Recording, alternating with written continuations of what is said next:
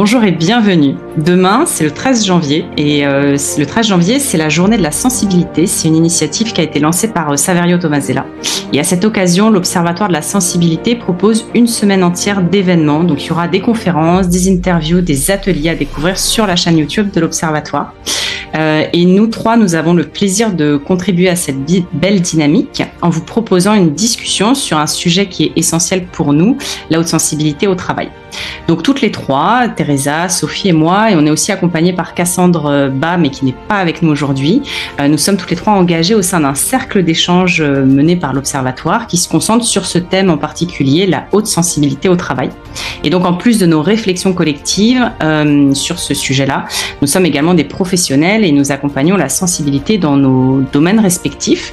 Donc avant qu'on aborde tout ce qu'on a envie de vous partager aujourd'hui de par nos expériences personnelles, professionnelles, d'accompagnement, etc., je vous propose qu'on prenne un petit temps pour se présenter. Est-ce que Sophie, tu veux commencer par te présenter rapidement qui tu es, ce que tu fais? Okay. Alors moi je m'appelle Sophie Perrard, j'ai fondé ma société qui s'appelle Citizen Coach et j'accompagne les personnes qui sont hautement sensibles et disons que celles qui se sentent en décalage par rapport à une norme. Et en fait je les accompagne à déployer la puissance de leur sensibilité pour prendre leur juste place. Et ça passe souvent par mon cadre de référence, c'est bien sûr la psychologie positive, mais c'est aussi l'approche par la sensibilité corporelle, l'approche par le corps.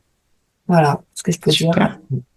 Parfait, on va venir creuser tout ça de toute façon Ouais. dans cette petite demi-heure ensemble. Teresa, qu'est-ce que tu fais toi? Alors, je suis Teresa, j'habite en Belgique, à Bruxelles. Plus précisément, je suis coach, thérapeute et formatrice en entreprise. J'ai lancé mon entreprise il y a à peu près 4 ans. Et donc, aujourd'hui, j'accompagne les femmes managers et managers RH hautement sensibles, multipotentiels et HPI à assumer leur posture atypique et leur voix de leader sans se suradapter et sans peur du jugement. Tout un programme. Tout un programme, exactement. Et donc moi je suis Marie Sadou, j'accompagne les femmes salariées hautement sensibles aussi, qui sont souvent au bord de l'épuisement, à pouvoir remettre du bien-être, de la sérénité dans leur vie professionnelle.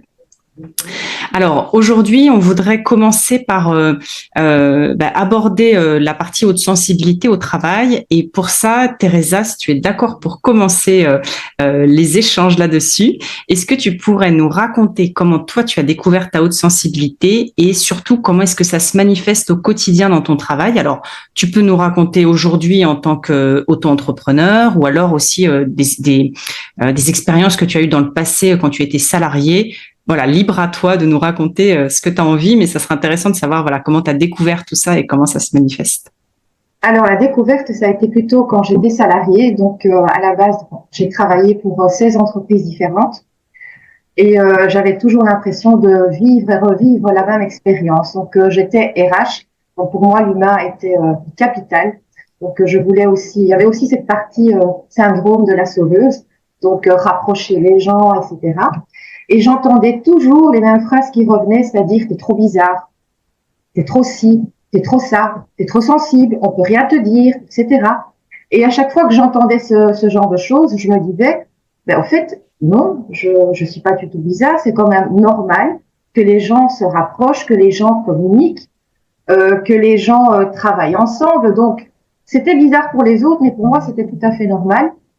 Et ça me tenait vraiment à cœur et on va dire que j'en souffrais. Et à un moment donné, je pense en 2015 ou 2016, j'ai une collègue qui me dit « Teresa, à mon avis, tu es hypersensible ». Et je l'ai pris comme un reproche. Je l'ai très mal pris. J'avais jamais entendu ce mot-là. Pourquoi? Parce que je travaillais comme une guerrière et je me définissais comme une guerrière. Je travaillais, j'avais pas d'heures, je prenais pas de vacances. Donc, que quelqu'un me dise que j'étais hypersensible, ça m'avait blessée. Oui, parce que tu voyais que tu étais très forte et le Oui, côté hypersensible, du coup, tu avais l'impression d'être faible. faible en fait. C'était ça, hein? Exactement. Ouais. Exactement. Et c'était au fait lors d'un échange parce que je lui disais justement, je vais changer à nouveau de boulot parce que je n'ai plus de sens dans ce que je fais. Et c'est là qu'elle me dit, à mon avis, tu es hypersensible. Et là, un poignard dans le cœur, je l'avais mal pris. Mais par la suite, j'ai quand même réfléchi, j'ai commencé à creuser sur le sujet et j'ai creusé de plus en plus. Et en creusant, ben voilà, on n'arrête plus. Et aujourd'hui, ben, voilà, on continue à creuser, mais avec beaucoup plus de légèreté, beaucoup plus de compréhension de soi, de connaissance de soi. Et voilà, c'est des vagues, c'est des vagues. C'est drôle ce que tu dis parce que moi c'est marrant, hein, moi c'est le contraire. Quand j'ai pu mettre le mot hypersensibilité, ça m'a fait ah, c'est donc ça. Un soulagement, c'est Ouais, ça? un Ouais. vrai soulagement. Bon, le mot hypersensible avec toute la définition qu'il y a derrière, ça m'a permis de revoir toute mon histoire et de dire ah ben en fait oui, je comprends maintenant pourquoi j'en suis là, pourquoi je suis comme ça et pourquoi j'agis comme ça.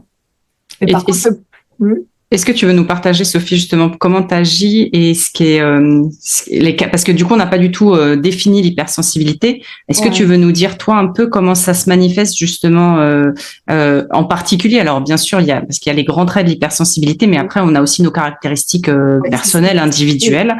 Et donc, est-ce que tu veux nous partager ce que toi, tu as ressenti ou ce que tu ressens le plus, en fait? Parce qu'il y a une histoire d'intensité dans l'hypersensibilité, dans la haute sensibilité. Il y a plusieurs niveaux, hein, je pense, mais je pense que la porte d'entrée depuis toujours, ça a été une très grande intériorité. Je suis énormément sur le ressenti corporel déjà depuis toute petite, hein, je pense. C'est un peu mon fonctionnement et c'est ce qui m'a valu parfois des sensations de décalage avec d'autres. Mais j'avais l'impression au début que tout le monde était comme ça en fait. Et je me rendais compte que les gens, ils intellectualisaient beaucoup et moi, je réfléchissais beaucoup, mais c'était toujours, j'étais très proche finalement de l'intuition sans vraiment le savoir en fait. Et c'est ce décalage-là qui fait qu'au bout d'un moment, parfois les gens me disaient, mais t'es perché des fois, toi t'es trop drôle, mais t'es perché. Je dis, mais qu'est-ce qu'il raconte? T'es trop gentil. Et je me dis, mais oui, je suis trop gentil. Enfin, je me suis posé plein de questions, et mais ça m'empêchait pas quand même d'avancer. Enfin, je l'ai plus ou moins bien vécu, mais par contre, ce que je vivais très mal, c'est l'émotivité. Euh, Là, j'ai bien senti que je pouvais monter très très haut et descendre très très bas. La moindre chose, quand ça faisait pas sens, ou la moindre chose qui me semblait injuste, c'était très très mal vécu. Très très mal vécu. Et c'est là que quand on a dit, ah, c'était donc ça, c'était l'hypersensibilité, c'est là que ça a quand même pris sens et que ça m'a permis le début de l'acceptation de ce truc-là. Vraiment. Ouais, Et quand qui je est dis hyper important. l'acceptation, c'est parce que moi, ça m'a soulagée, mais après, c'est bah ouais, bah je vais en faire quoi de ce truc-là? Voilà, maintenant que je sais que c'est ça, et finalement, c'est de continuer ton chemin avec plus de légèreté, plus de joie, plus de rigolade. Hein. Ouais, parce qu'il y a des bons côtés à l'hypersensibilité aussi. Hein. On a souvent tendance à montrer les mauvais parce que c'est souvent comme ça Ah, mais qu'on accède à ce terme-là pour se oui. définir. Moi, c'est comme ça aussi. Moi, j'ai pareil que toi, mais j'ai une sensibilité à tout ce qui est bruit, lumière. Donc, alors quand on Mm. travaille en open space, c'est où mettre son bureau par rapport à la lumière du jour, les néons au plafond, ce genre de choses. Le bruit parce que tu captes toutes les conversations autour et donc tu vas être happé tout le temps par ce qui se passe autour de toi constamment. Donc c'est à la fois génial quand on est dans certains types de métiers parce qu'on sait ce qui se passe, on peut venir aider, etc. Mais il y a aussi ce côté où du coup notre concentration est tout le temps coupée. Et moi j'avais ce côté-là, je me suis dit mais c'est pas possible, j'arrive pas à me concentrer sur quelque chose, je suis toujours happée par ce qui se passe autour. Et c'est vrai que quand j'ai mis des mots là-dessus, bah, du coup ça a été beaucoup plus c'était plus clair, quoi, en tout cas. Et après, on met aussi en place des mécanismes. Quand on sait qu'on fonctionne comme ça, du coup, ça permet de mettre en place des mécanismes. Bah, la lumière, typiquement, on arrive à trouver des subterfuges, allumer les néons, mais pas les autres, et puis pour être un peu plus confortable finalement. Il y a des petites choses comme ça. Et les émotions, ouais, ça c'est clair. Ressentir tout de manière très très intense. Ben, au quotidien, ça peut être compliqué, mais il y a aussi du coup des grands moments de joie qui vont être là quand on a une très bonne nouvelle ou je sais pas qu'on arrive à accomplir quelque chose au travail, un projet qui se termine. Ben on est aussi comme tu disais des très hauts et des très bas. Donc on peut aussi être dans le très haut et souvent on a tendance à voir le très bas, mais c'est important de voir qu'on peut aller dans le très haut aussi. Mm. Et tu vois, ça me fait dire que derrière tout ça, je trouve qu'on est très puissante en fait quelque part. Ça peut paraître prétentieux comme ça, Mais en fait, on a une très très grande flexibilité et une grande force de travail. Et dès lors qu'on accepte cette puissance-là, ça veut dire qu'on accepte d'aller vers sa sensibilité. On accepte aussi, ça fait penser au roseau qui va plier par moments dans les moments durs, mais on se relève toujours. En fait, on peut pas casser. Je la vois là-dedans, cette force-là, cette puissance-là. Voilà, ça me fait. Joli comme métaphore. Comment? Joli comme métaphore, je dis. Ah bah, je pense toujours à ça. Ouais. Joli. Et toi, Marie, au fait, comment est-ce que tu l'as découvert? Est-ce que quelqu'un te l'a dit? Est-ce que tu es tombée sur un bouquin, un podcast? Non, en fait, j'ai commencé du coup, à aller creuser un peu justement ce qu'on évoquait sur la partie connaissance de soi, parce que en 2018, mon manager de l'époque m'a dit, écoute, Marie, ça serait bien. Il voyait qu'il y avait un peu du potentiel, si on peut dire ça comme ça et tout ça. Il m'a dit, il y a un programme là un peu de développement personnel, alors dans le cadre du travail, mais il m'a dit, écoute, il y a une place, j'aimerais bien t'inscrire parce que je pense que ça pourrait t'aider. Parce que pareil que toi, Sophie, j'étais très renfermée sur moi-même, très introvertie, etc. Et du coup, manque de confiance en moi, beaucoup aussi, parce que du coup, peur de mal faire, envie de bien faire, enfin toutes ces choses-là. Et donc il m'a dit, écoute, ce truc-là, ça pourrait un peu te améliorer ta confiance en toi, ton estime de toi aussi, bien sûr, parce qu'on parle de ça. Et donc je dis bah ok, de toute façon j'ai rien à perdre, allons-y. Moi j'avais pas du tout mis un pied dans le développement personnel à l'époque, mais alors j'avais jamais ouvert un bouquin là-dessus. Vraiment, pour moi c'était incroyable. Enfin voilà, quelque chose qui je savais que ça existait parce que voilà les gens un peu en parlaient, mais c'était pas du tout quelque chose qui m'intéressait. Je pense aussi parce que j'avais ce côté de tant que j'ai pas mis le nez dedans, je suis pas obligée d'aller creuser et donc je suis pas obligée d'aller comprendre ce qui se passe. Et en fait, ce déclic-là, c'est pour ça que je voulais en parler aussi aujourd'hui, c'est que ce déclic-là, il est important. Enfin, en tout cas, moi, il a été important pour moi et des fois, ça peut venir aussi de personnes externes, comme tu l'évoquais, Teresa. Et d'arriver dans ce programme, et ben en fait, on a travaillé vraiment sur qui on est. Je me souviens, le premier truc qu'on a fait, c'est l'arbre de vie. Donc, pour ceux qui connaissent, en fait, voilà, on part de nos racines, donc notre enfance, comment est-ce qu'on est construit par notre famille, et puis après le tronc, donc voilà tout ce qui va vraiment être ancré en nous, et puis après toutes les branches, les feuilles, ce qu'on est, ce qu'on devient, ce qu'on a envie d'être, etc. Et j'avais trouvé cet exercice hyper puissant. Et je me souviens même que la première séance, donc en plus c'était en collectif, c'était un programme collectif, la première séance avait été particulièrement dure d'un point de vue émotionnel parce que justement moi j'étais pas venue avec mes valises de développement personnel, donc du coup j'avais ce côté où c'était tout nouveau pour moi, en plus en collectif, en groupe, et donc ça avait fait ressurgir tout un tas de choses. Et là voilà, le côté émotion était très très présent. Je me souviens, je suis sortie de cette journée mais j'étais lessivée, j'avais besoin de me reposer et de dormir parce que ça avait été très très intense cette journée-là en particulier, quoi. Mais je l'en remercierai toujours parce que ça a été vraiment ce déclic qui a fait que j'ai mis le pied dans la connaissance de soi et que maintenant c'est important en fait de se connaître. C'est important parce que c'est ce qui permet de comprendre notre fonctionnement. Comme tu disais, Sophie, tout à l'heure, commencer à l'accepter aussi parce que on est comme ça et donc il faut un peu faire avec et il faut aussi voir les côtés positifs. Et puis ça permet après de pouvoir exprimer un peu plus ses besoins, exprimer un peu plus ses limites, voilà, et avoir conscience de tout ça pour que ça se passe mieux, qu'on puisse peut-être un peu plus choisir son environnement professionnel, des choses comme ça. Ça moi je trouve que c'était hyper important. C'est la première des clés, la connaissance de soi, pour avancer en fait. Ouais. Qu'est-ce qui est important pour toi, Sophie, dans la partie connaissance de soi? Est-ce que tu as envie de mettre quelque chose en avant? Ouais, ça me fait penser à... En fait, c'est pour moi, c'est oser... c'est plutôt que d'aller de l'extérieur à l'intérieur, c'est-à-dire d'aller vers l'autre et d'aller vers soi, la connaissance de soi permet de commencer par l'intérieur, ce que je ressens, ce que je vis, ce qui se passe, et d'être bien planté là. Et quand c'est bien stable ici, alors je peux aller vers l'autre. Ça empêche cette porosité émotionnelle, en fait. Et ça, c'est un travail de tous les jours, en fait. Parce que parfois, on se sent happé dans le monde du travail, on dit il faut aider, il faut soutenir, il faut se faire comprendre, etc.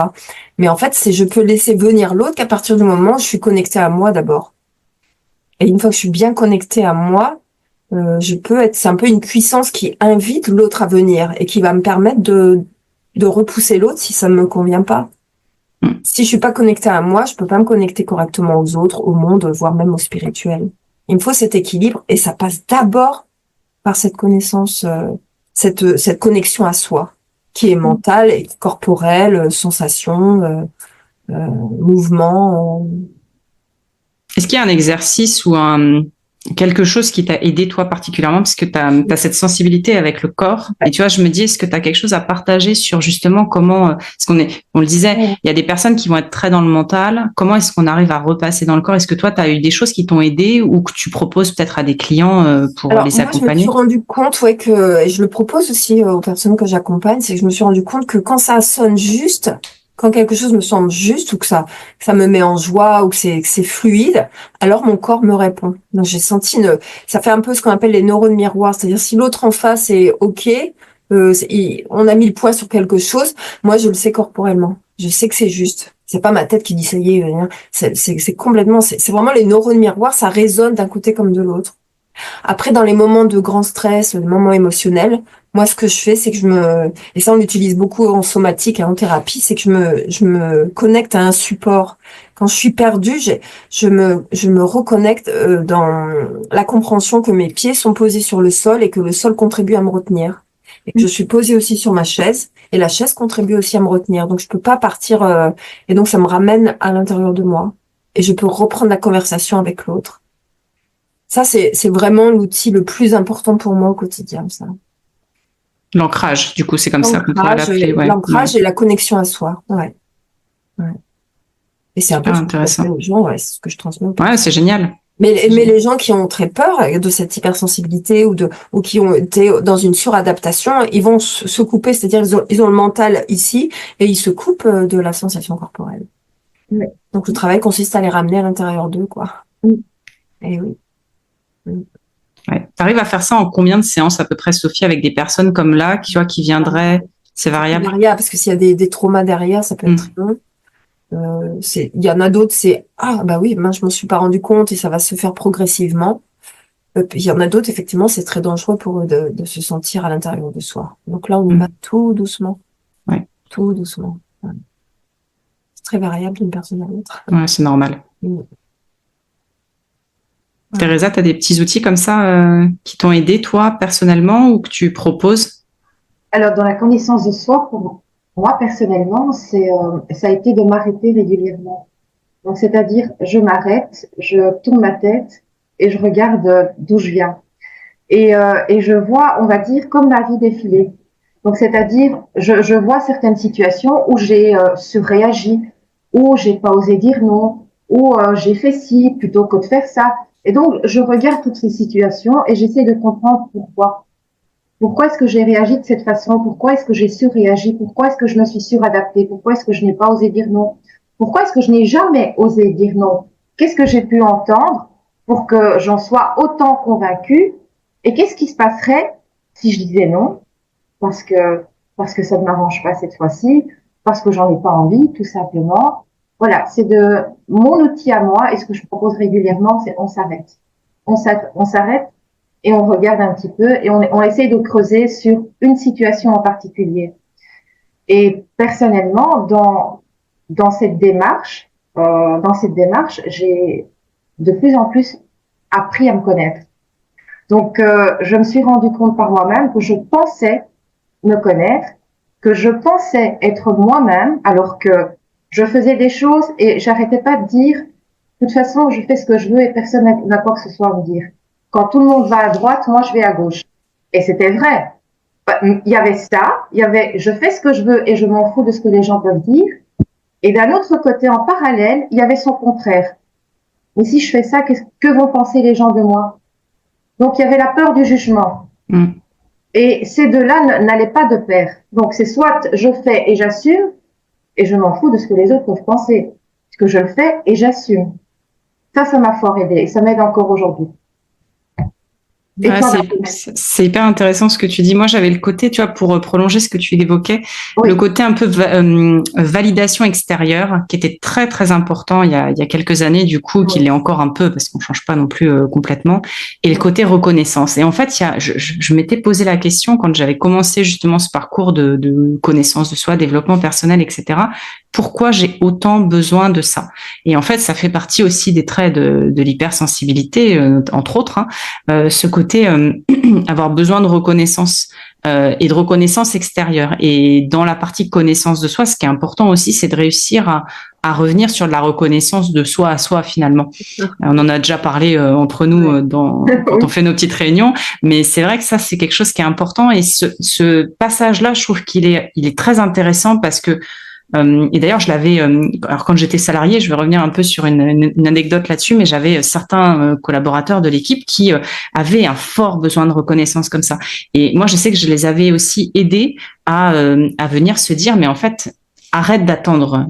C'est un peu violent, mais arrête d'attendre que de la reconnaissance extérieure, parce il y a parfois des moments où soit les personnes n'ont pas le même curseur. Le curseur est pas mis au même endroit.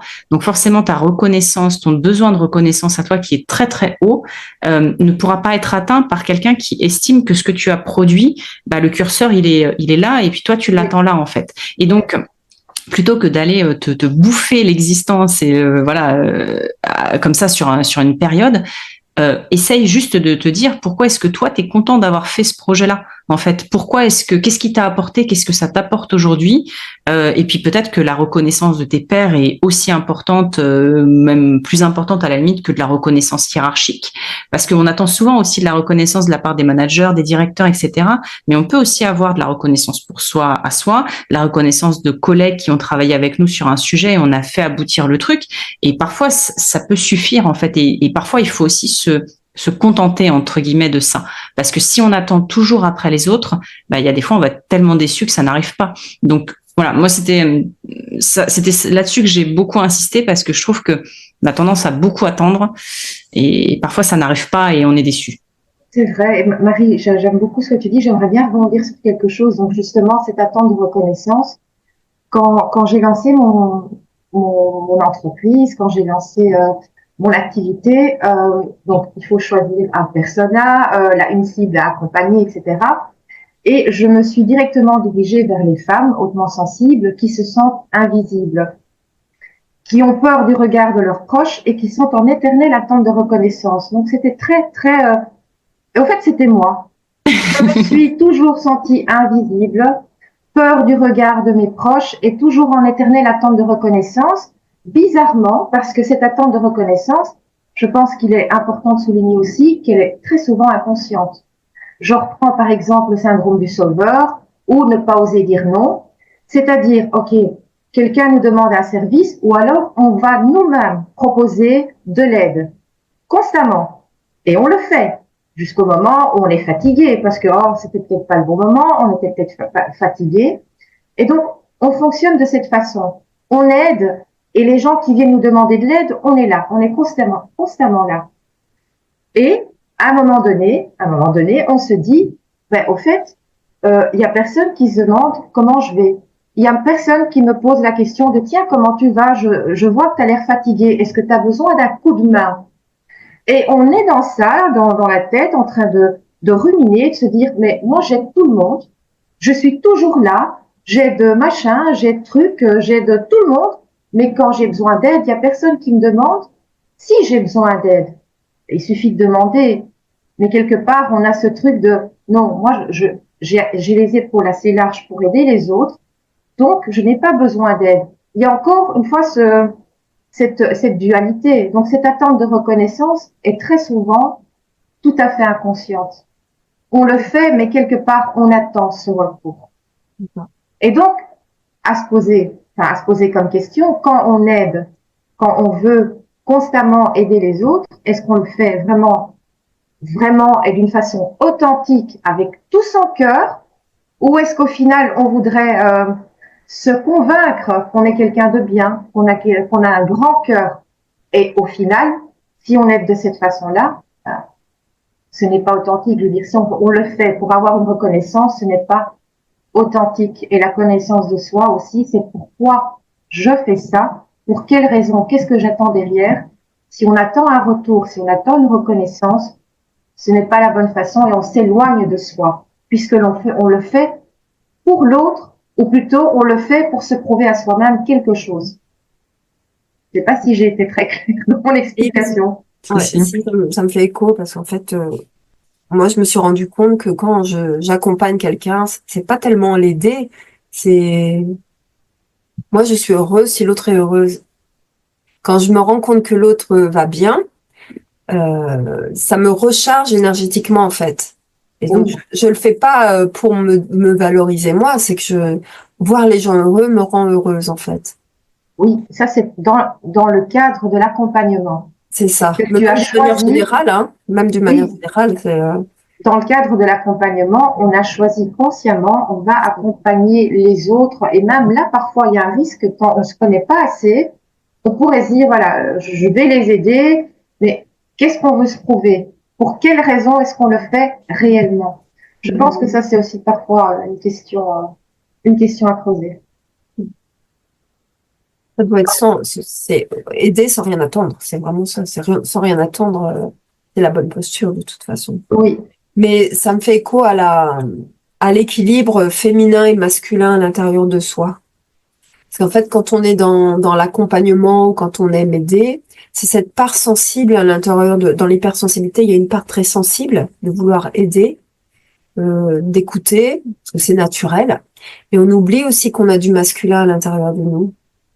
Et je trouve que le chemin de l'hypersensible, enfin, moi je l'ai vécu comme ça, c'est d'oser aller chercher ce masculin qui est plus une énergie d'action, une énergie de structuration pour avancer peut-être dans sa création d'entreprise, mais aussi pour avancer pour soi, justement pour aller vers ce qu'on a à faire sans rien attendre de l'autre aussi, qu'on nous dise vas-y prends ta place. Et ça demande, c'est une énergie très forte et c'est presque ça doit être un chemin, mais en tout cas je sais pas si c'est un chemin, mais c'est trouver cette harmonie d'avancer entre le féminin et le masculin pour oser être et agir, parce qu'on a besoin d'agir, c'est vraiment important. Exactement. C'est être et agir. Il faut le bon équilibre justement entre le masculin et le féminin. Et très souvent, pour les femmes guerrières, hein, les femmes qui n'ont besoin de personne, les femmes qui prennent tout le malheur du monde sur leurs épaules, elles ont très souvent le côté masculin très élevé. C'est-à-dire, même si elles sont fatiguées, elles vont dire, bon, elles vont mettre de côté le côté féminin, dire, chat qui fait des bêtises. Donc, elles mettent le côté masculin très en avant et elles vont se dire bon t'as pas le temps de te reposer on cache un petit peu les émotions parce qu'il faut avancer, il faut y aller, il faut foncer dans le lac, il faut être forte et tout ça. Il faut être forte, etc. parce que voilà, moi j'ai toujours entendu le monde il est parfois dur, donc faut être fort. Donc il y a les deux. Donc soit on a trop le côté féminin et là voilà, il faut aller chercher le masculin, mais le risque est aussi quand le côté masculin est très très haut et que là, on met un petit couvercle sur sa sensibilité jusqu'au moment où, à un moment donné, ça explose, puisqu'on a tout gardé à l'intérieur de soi. Tout à l'heure, tu parlais du corps. Au final, c'est le corps qui va avoir le dernier mot. C'est lui qui va décider si oui ou non, il va continuer à avancer. Marie, tu en penses quoi? Non, je suis d'accord. Je suis d'accord avec vous. Il y a cette ambivalence un peu entre les deux côtés et je pense que alors ça dépend, là on a des vécus toutes les trois différentes de comment on a découvert notre sensibilité et oui moi en tout cas je me reconnais un peu Teresa dans ce que tu évoquais parce que j'étais plus dans le soi forte tout le temps, un peu drivé par ça constamment et c'est vrai qu'au moment où on se dit en fait oui on a aussi une grande sensibilité, en tout cas moi c'est comme ça que je l'ai vécu, j'ai commencé à accepter que j'avais pas que à être forte tout le temps, que j'avais le droit aussi d'être très sensible par moment, non mais c'est vrai d'accepter en fait parce que sinon il fallait tout le temps paraître forte devant tout le monde et j'avais bien sûr comme tout le monde des moments où quand j'étais toute seule ça n'allait pas et du coup tu vois c'est ce que t'évoquais Sophie entre les hauts et les bas, du coup il y avait des hauts où je paraissais très très forte et puis des bas où des fois je l'étais plus du tout et je me souviens même d'une expérience professionnelle où tellement que je paraissais forte etc, les gens quand quand à un moment donné ça n'allait pas et que j'ai osé le montrer, ils se sont dit mais qu'est-ce qui se passe en fait? Et du coup les gens ne comprenaient pas parce que oui en fait on ne peut pas être forte tout le temps et tout porter, tout mener, etc. tout le temps. Et donc il y avait parfois où cette sensibilité elle ressort et quand les gens sont pas habitués, quand on les a pas habitués parce qu'on n'a pas laissé cette part s'exprimer aussi au travail, eh ben ça peut être un peu déstabilisant pour nos collègues de se dire mais qu'est-ce qui lui arrive en fait là. Et non mais c'est vrai. Et alors que j'ai toujours été comme ça, mais sauf que je n'avais pas laissé cette part visible en tout cas dans le monde du travail parce que dans le monde du travail, on m'avait appris qu'il fallait être bien, voilà, ça fait partie aussi de l'éducation et puis de la société dans laquelle on travaille. Hein. On est quand même dans une société où il faut plutôt aller de l'avant, mener les choses et puis on laissera notre sensibilité pour la maison. Il y a quand même un peu de ça dans notre culture, même si c'est en train de changer. Mais moi en tout cas, c'est ma façon de voir les choses. On n'a pas du tout cette même approche, c'est marrant, hein. C'est vraiment au contraire, je crois que la vulnérabilité que je pouvais laisser apparaître, elle a toujours été là, hein. Mais c'est bien. C'est le masculin que j'avais pas. Bien.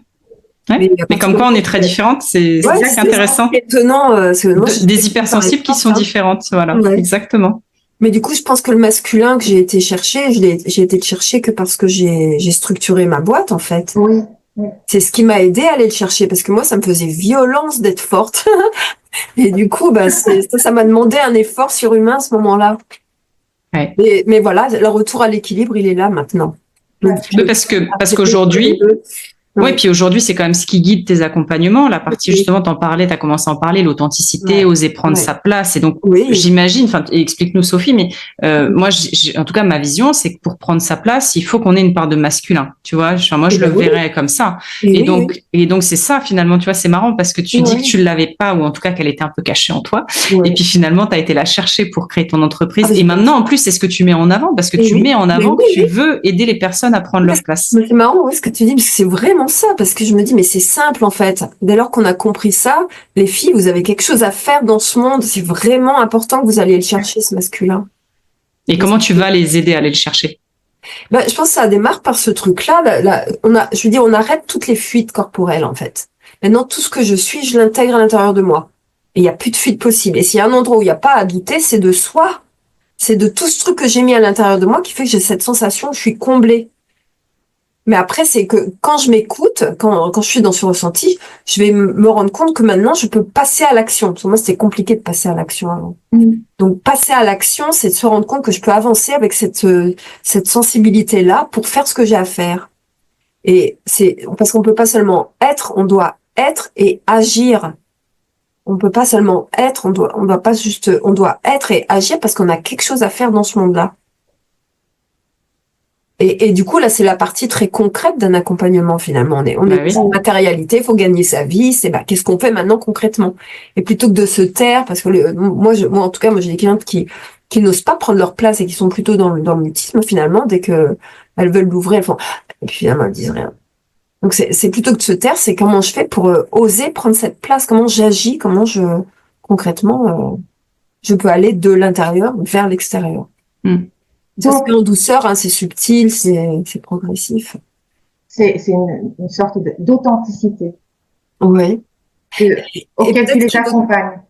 Mais moi, je crois que le moteur derrière tout ça, c'est que, en fait, on n'a plus le droit d'être petite. C'est important maintenant de prendre sa place avec sa grandeur, avec sa puissance, parce que le monde a besoin de nous, en fait. Ce que je dis toujours, c'est si on le fait pas pour soi, on le fait pour les autres.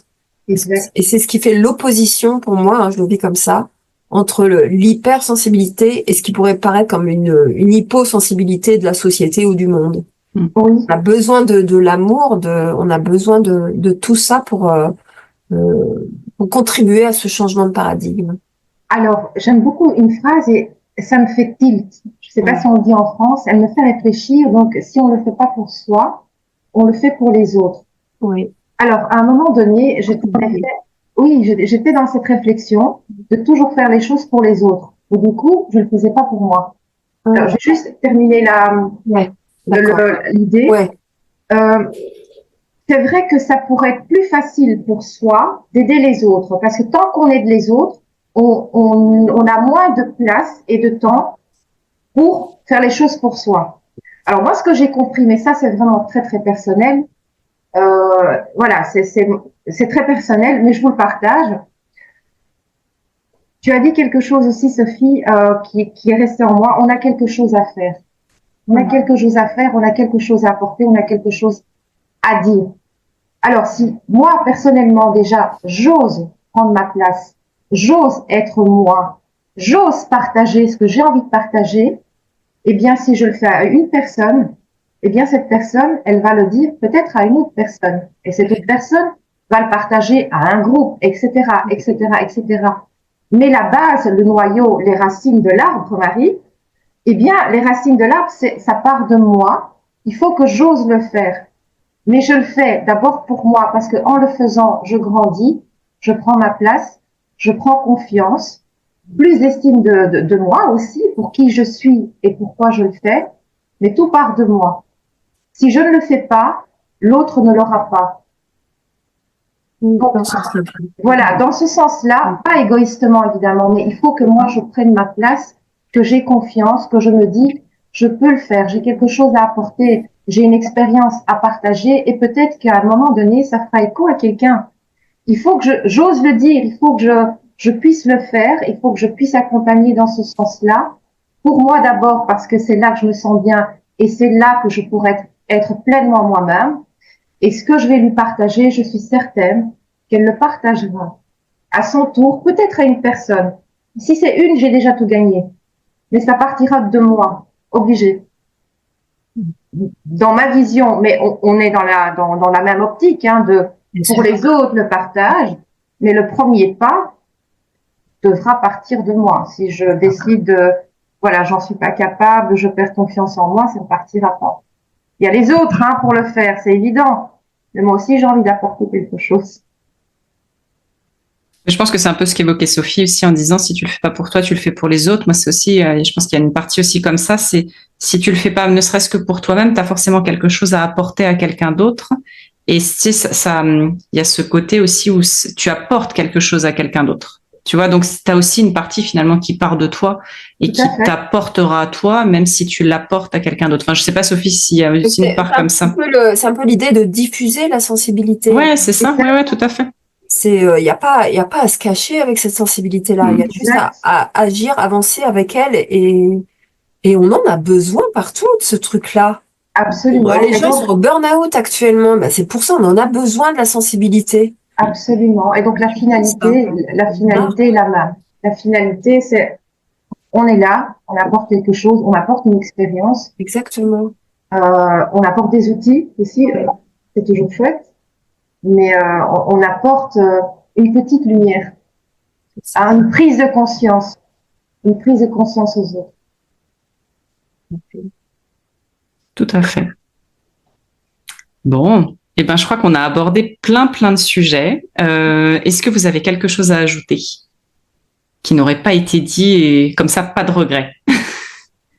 T'as le mot de la fin, tu veux dire un truc Alors, on peut se faire un mot de la fin. Si vous avez, si on peut se partager soit peut-être un conseil ou un petit mot que vous avez envie de partager auprès des personnes qui nous écoutent, qu'est-ce que vous auriez envie de leur dire?